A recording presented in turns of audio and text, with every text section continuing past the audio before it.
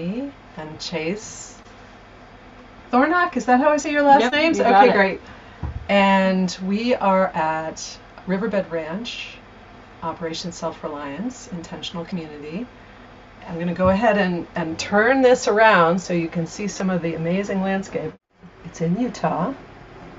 Really beautiful. This isn't even the biggest mountains around here, but we are sitting in a little black trailer that Carly and Chase have rented to myself and my partner Chris while we visit OSR.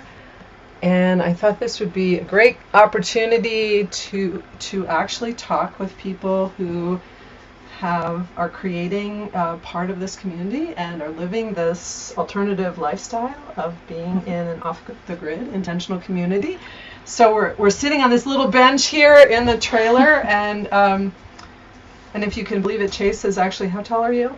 6'1". 6'1". So the optics of the video are not correct, but I'm loving it. I'm feeling taller than I ever have. Carly's feeling really tall right now.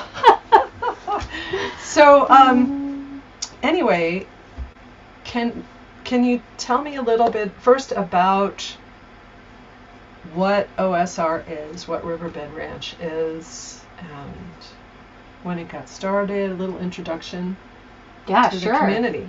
So OSR started, I think it's about 4 years ago now, and this used to be just a big operation alfalfa, I want to say, or ranch, and the ranchers decided they didn't want to use it anymore, and after a few years it was fallow, and we came in and bought it as a co-op. So this reminds me of Costco, where everybody buys in a piece of it, and together we bought the 2,000 acres, 1,500, 2,000 acres, and we each have 2-acre plots, and then half of it is set aside for community agriculture.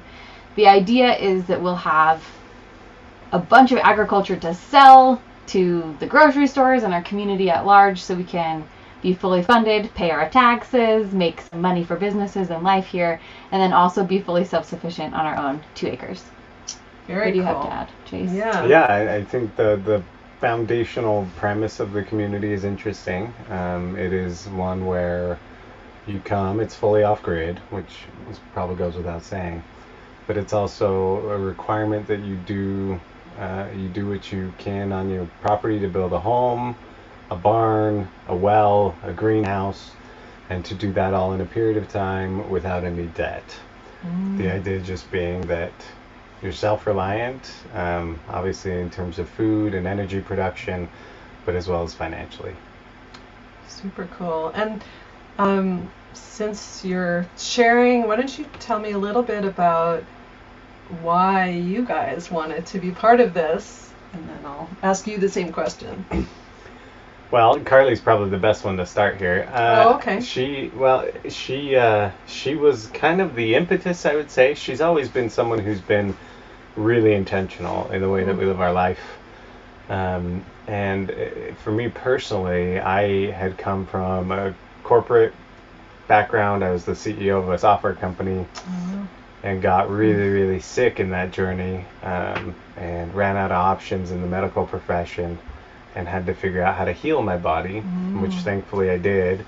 But a lot of those principles of healing your body have to do with being self-reliant, right? Taking care of yourself, knowing where your food comes from, having clean air to breathe and clean water to drink, and so I think all those things spoke to me. And then I love to invent, I love to tinker, I love to build, and so it's been a wonderful kind of learning experience that way for me. Very cool. Yeah. Well, Carly, do you want to jump in and say why you have this interest in self-reliance and intentional living?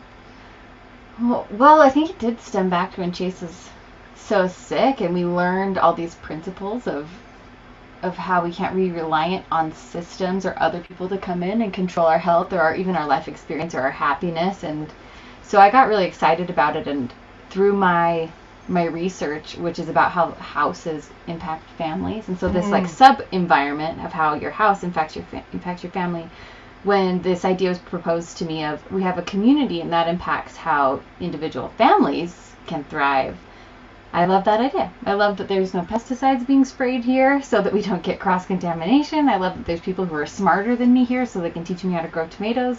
We have like never gardened in our life, and we were like, yeah, let's own a homestead.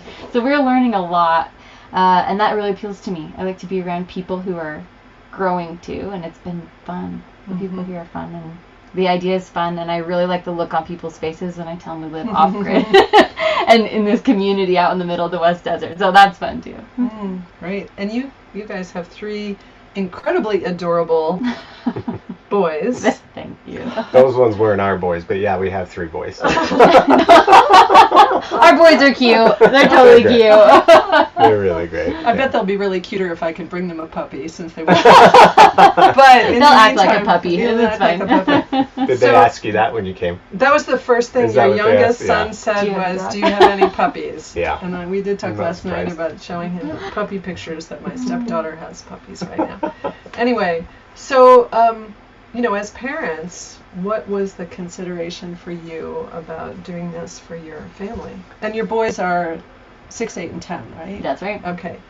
We had already kind of had a fascination in this lifestyle, and so it wasn't such a huge jump to us. We'd already renovated an RV and made it fully off-grid.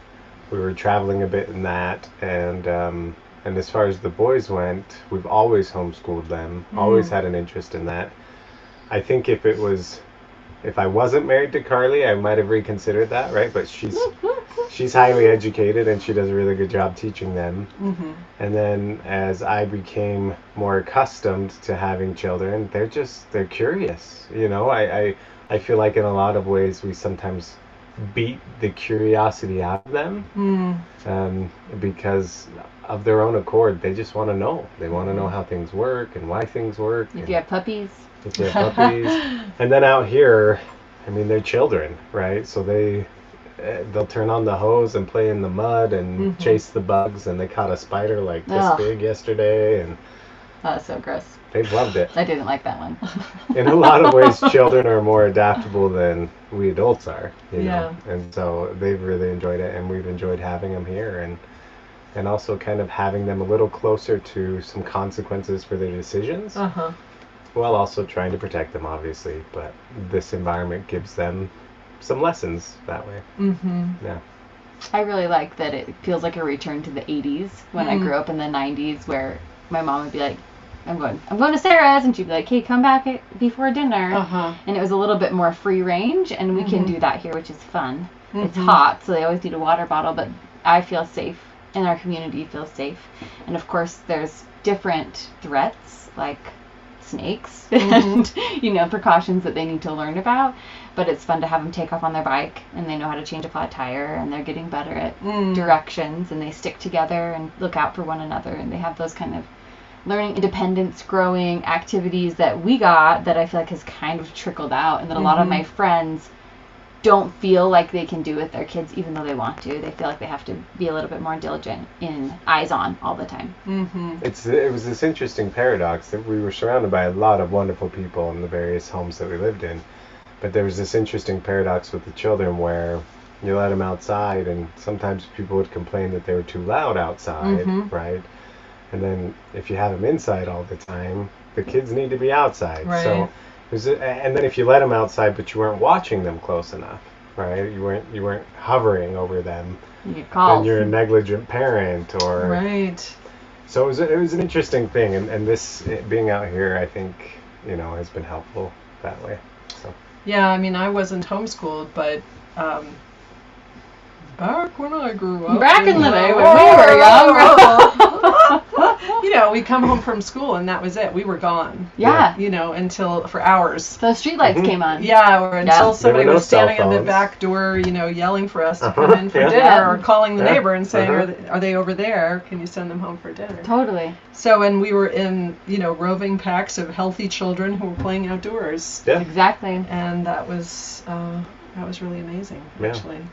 We have what we call our family Von Trapp whistle, but I whistle loudly in a certain pattern, and wherever the kids are, if they can hear it, they come, and it's, I don't know.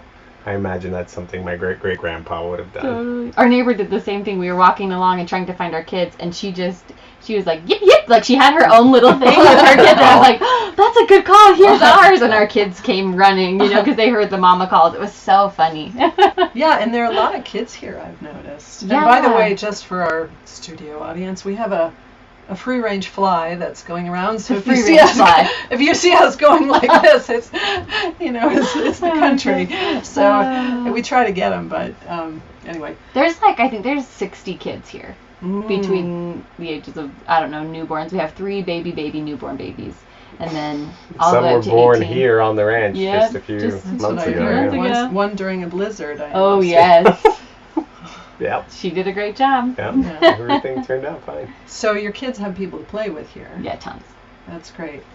And talk a little bit. Here's that free-range fly. We should name him. So talk a little bit, because folks who are watching this may not know anything about the scope of OSR. How many homesteads are planned? You already mentioned some of the criteria for each homestead, but would you to give them an idea? So there, as Carly mentioned, of the acreage, half of it is dedicated to homesteads, and there is 200 sites, I think. 250 lots, 250 lots. And so far, just over half of those, I think, are sold. Mm-hmm. And so you have people at different stages, we have, for example, our septic in, our power in, our barn's being built, and our well is in, right? So we have our utilities covered. Other people have homes that they've built in various construction. I think that's appealing to people too, just learning different ways to do things. Mm-hmm. And then everybody gets to do it kind of within their means and within their way.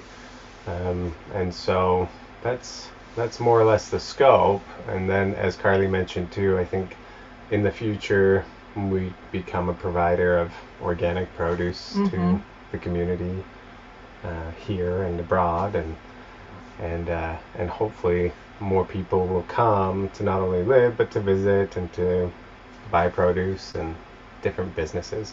And I should mention that's another tenet of the agreement, is that you also agree to have what we call a cottage industry, which is just basically, in addition to producing some agriculture, you can have a different entrepreneurship vein, whatever that may be. And it may be in agriculture, right? And some people are doing that, but the idea being self-sufficiency and providing for your family. Great. And you mentioned that you need to have a home that's off the grid, no debt, and septic, a well, garden, a barn and a greenhouse. Barn and a greenhouse. And then you have to sell something like $1,000 worth of produce annually as part of the co-op, which, with today's prices, it's like 12 tomatoes. So That's right. you gotta learn how to grow tomatoes, Carly. And we do. I know, easy. I had some tomatoes last night that somebody grew here that were unbelievable. Best so tomatoes good. I've had all summer. Gigantic, juicy, deep red. Really, Who grew really them? good. Jenny. Oh, Jenny's got a green thumb. Yeah, She's I was great like, at it. whoa, okay. That's very impressive. You can't tell me that has the same nutritional content as a grocery store tomato. No. They say they do, and then you taste it and you're like, this is not It's a the same different thing. thing. Yeah, Yeah. no, It's it not was the same pretty thing. amazing. I was watching her slice them, and I was starting to drool as she was slicing the tomatoes. Nothing like a garden tomato. Yeah. And then, of course, you guys have some common facilities as well. You have a welcome center, which is like a community house, and there's a building that functions as another community meeting center for actually Chris, my partner, went out early this morning, and he came back and he said, the kids are out, they're the greatest source of information. That building over there is where everybody gets together to watch movies. And they were saying, so true. he was like, he was telling me about the snakes, and they were I can't even remember all the things, but he told me that so you have some social activities that are happening, and roads that have been built, and a green belt that will have landscaping presently and trees, and what are some of the other common facilities that are planned in this place? I really like the idea of an equestrian center, and that's kind of in the long-term plan. Mm-hmm. But I think that sounds really appealing because I love the idea of horses. I have no background with horses or tomatoes, as we've already discussed. But that's fun to me, the idea of learning something like that and to be able to heal through connection with animals as well as with the world around us. Chase and I have secret visions of building some sort of reservoir or lake or something like this. This is not in the plan. Yeah. But that would be our plan if as the years go on. Like This is a big swimming fisherman. hole. Oh. Yeah, like some sort of water, because that's really the only thing topically that we're missing. There's a huge aquifer that we're built over, but to get some water to the surface and get some trees growing and some creeks running, that would be so great. Yeah. That's what we're hoping for. True enough. How about you, Chase? What are you excited about commonality-wise? The question's interesting, and I think it was kind of discussed that it would be a therapy type of center, right? And with my background in health and things, I think that's really interesting. And there's even a retirement facility that's planned. A school, I heard. Yes, a school, a larger kind of community center, which we have sitting out there somewhere. So like the parts are ordered, it's it's going to be assembled. Okay. Yeah. Yeah. So there's quite a few things I think in the master community that will bode well in the future. Yes.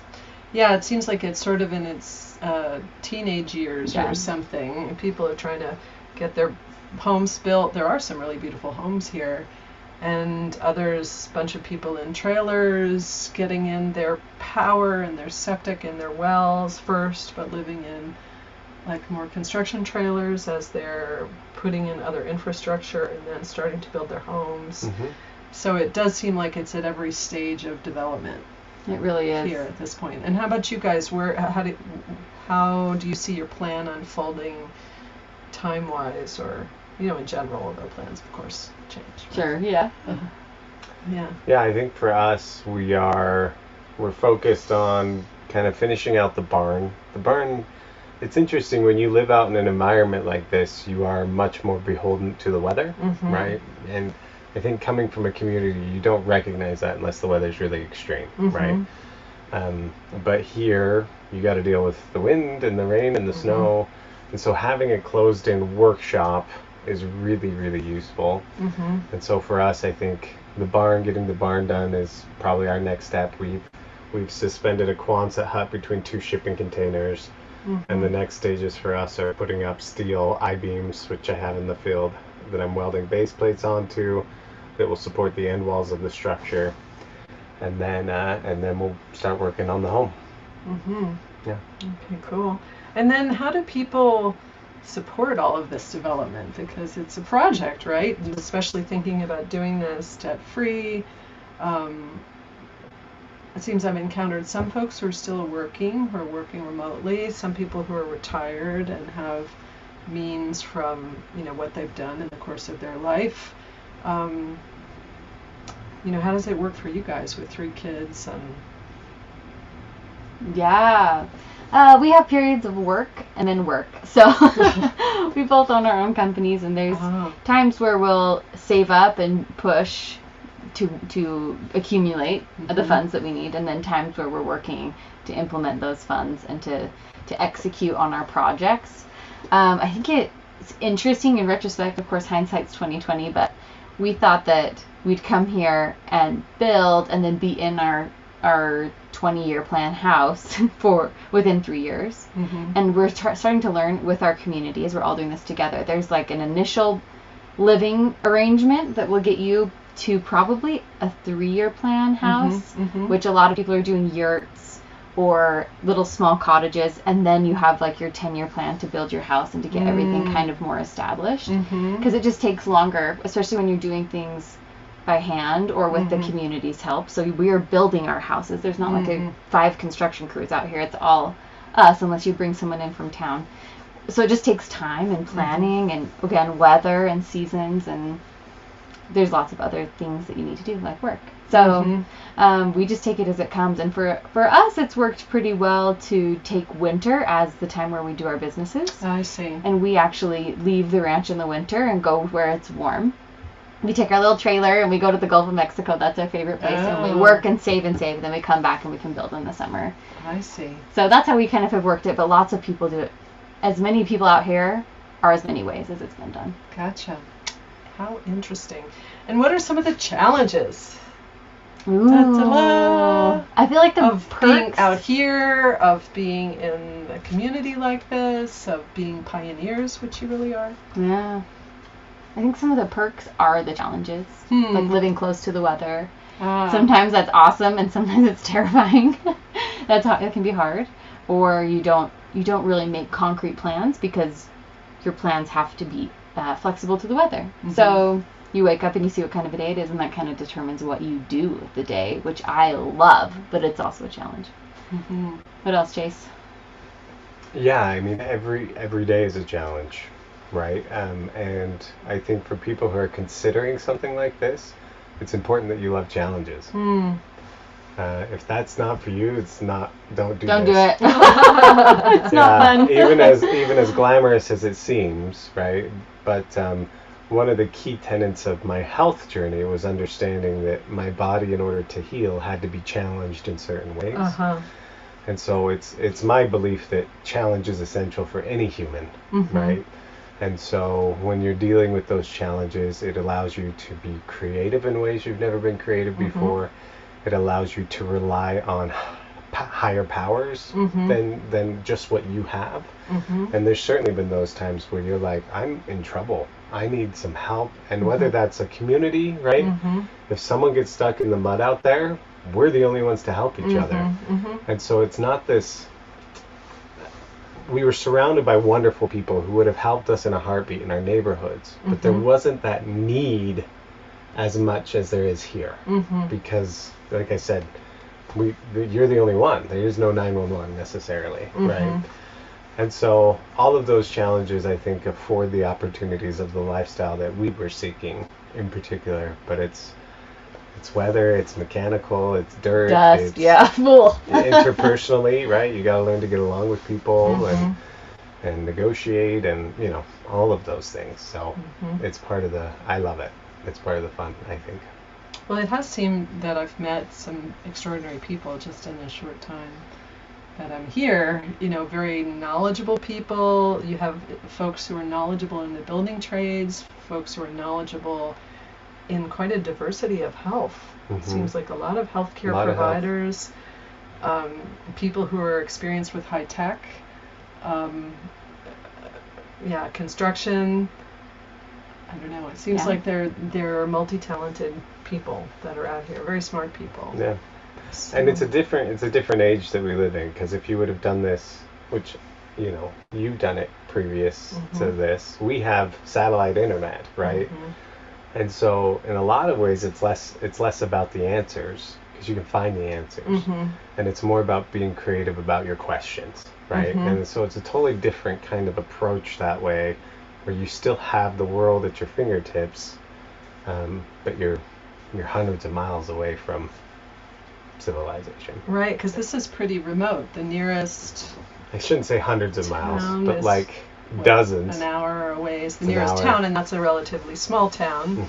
And you guys are about, 2.5 hours from Salt Lake City, something like that, and over some pretty rough road to get there. So that 2.5 hours could be a lot more in the winter, it seems like.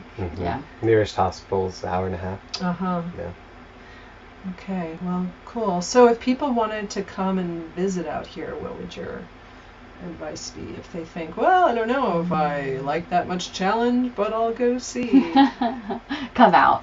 I'd say come out and spend the night. Like, what you're doing is so insightful, because you get to see the beautiful 360-degree sunsets, and you also get to see the little dust devils that whip through and where you have to turn your back and cover your face just because it gets intense, because we are building trees and stuff like that, so we get a lot of dust. But that's not something you can see in an hour. Right. So come out and see, and wear your jeans and your boots. It's a different... We can always tell when people come from the city because they're whites are white. My kids will always be like, they're wearing white clothes. They must be from the city.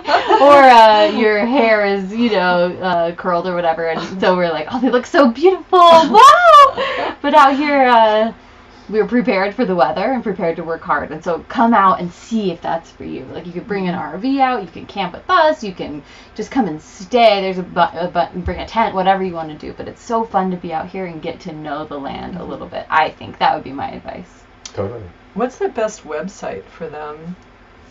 So they can go to osrcommunity.com. I think it is .com. Maybe I should. OSR Community. Search it in Google. Just search OSR Community.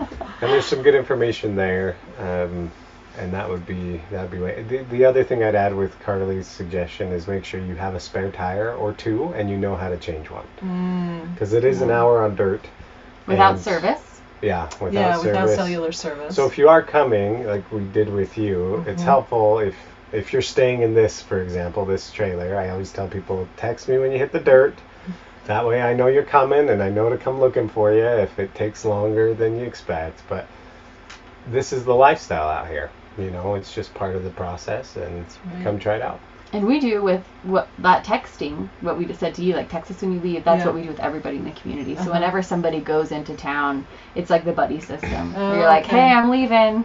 Check with me in an hour and a half, and if you don't hear from me, please come. Right. And you might want to bring your fly swatter.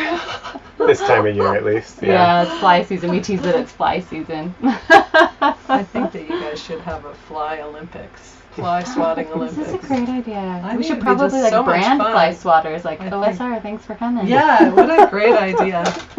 Well, what else? Anything else you want to share with them? And I'll put the website up there so that. What else would be fun to share? My favorite things are our community movie nights. Everything is just so much more. I hesitate to say like hard work earned, because of course when you build anything anywhere, it's through hard work and through focus and through intentionality. But when the first barn was up and it's a cinder block with just a roof that all the men helped put up and all the women cheered them on, we put a TV in there, we watched a movie all together. But it's a different experience than going to somebody's house and watching a movie. You know what I mean? It's after we've created this place and everybody's blood, sweat, and tears are part of it. And to be able to be together and have the kids be friends with each other and kind of rough and tumble and have that be an acceptable part of society, I love that. And it's kind of even similar with church, where when we meet for church in the city, I feel like my kids need to be quiet and sit still and be reverent, and pay attention, and there's an expectation. And here, of course, we want to worship. We're there to worship. But if my kids are visiting the neighbor, or if the little ones run down the aisle, the auntie just scoops them up, the neighbor will scoop them up and play with them for a second and send them on back. And it doesn't feel like the stringent rules of societal politeness and expectations are as strong, just because you could clean and wash all you want, and then you step out your front door and your hair's tousled and you have dust all over you, and so we just roll. You just have to roll a little bit, and I love it. I love it. And actually that brings up a good point, because most of the folks here are LDS, and it seems like the community is very open to anybody who is interested in this lifestyle. And my partner and I don't happen to be from that spiritual tradition, although we're very spiritual, but it seems like we're in Utah, which is largely an LDS state, but anybody's welcome here is what I understand. Anybody who's honest, has integrity, has a good heart, wants to work hard, wants to help out others, cares about kids, cares about the planet. And a place like this tends to both bring those people here, and it does a decent job of rooting that out pretty quick. Just because it requires all of those things in a really small community, and it's hard work. And by no means is this a LDS only community. And as a matter of fact, I think there are several kind of OSR communities planned, and I'd imagine you'd see, like here, those communities take on a bit of the general flavor of the area where they're established. But yeah, just come on out, and we'd love to have you.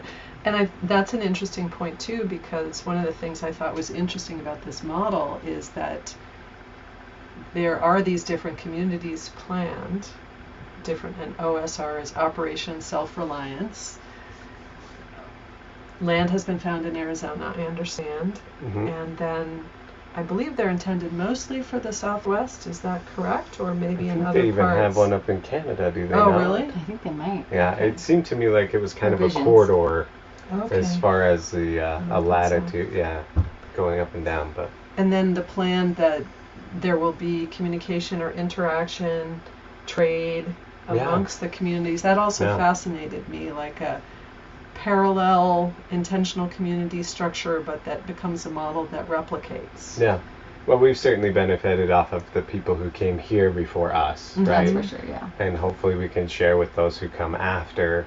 But even as communities outside, right? I think there's a general interest and willingness in seeing everybody succeed, because when when one succeeds, everybody does better. And the founder is Philip Gleason. Philip Gleason.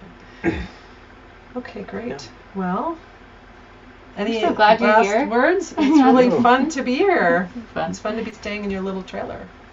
So It's fun to have walking you. around at the little trailer. I feel like intentionality is really the key, and you can do that in suburbia, you can do that in a city, you can do that in the middle of the off-grid desert, you can do this wherever you are, but to think about what you want and then to go after it with everything that you have, and to be willing to be flexible and to be willing to work hard. Like both of those extremes, they kind of seem like they are paradoxical, but that's the beauty of it, is they are, and you need both. And to come visit doesn't necessarily require any of that, right? It's a long drive on the dirt road, but it's totally doable. Oh yeah, it is doable. For people who are curious about it. Yeah, and I understand that there are visit days planned, usually a couple of days a month, that people can sign up for, that they can find out on the website about. And that's what we did first, was we came for a visit day and said, oh, okay, well, we want to now go and read some of the documentation and watch more of the videos online, and we want to think about it, and then, okay, now we're going to come back for a deeper dive and meet the people. There's a community potluck the third Friday of the month, so that you can meet people in the community, and then we're going to be going to church service on Sunday, and we're looking at the properties that are available, so people can take it in layers at their own speed, ask questions. The Jesse Fisher, who does a lot of the outreach for the community, is really accessible to answer questions, and we've had other folks who've been really available to answer questions. So there's even a Facebook group, and we all were the first, the ones who were investigating the ranch. We just call it the ranch. And all of our parents were always like, what do you think you're doing? You're joining a cult. This is so scary. Like, there's so many questions that come when you're considering an operation like this and joining something like this. So if you have any questions, we are open. The Facebook group is awesome. Jesse and even Philip are really, really responsive. And so reach out, and we'll tell it to you straight, because there's nothing gained when somebody comes out here uninformed. So we think it's helpful to tell it straight. And so far, we've been very pleasantly surprised with the people and the situation and how many flat tires we get. But other than that, we love it. And if people want to come and stay in your cute little Airbnb-ish trailer, what's the best way to connect with you guys? So if you go onto Airbnb and you look out in this area, it's the only dot out here for a long way. That's us. That's Can't us. miss that. No, but we're on Airbnb. What did you call it? You called it the off-grid bug-out trailer or something. Off-grid bug-out trailer. Okay, I'm going to look it up on Airbnb.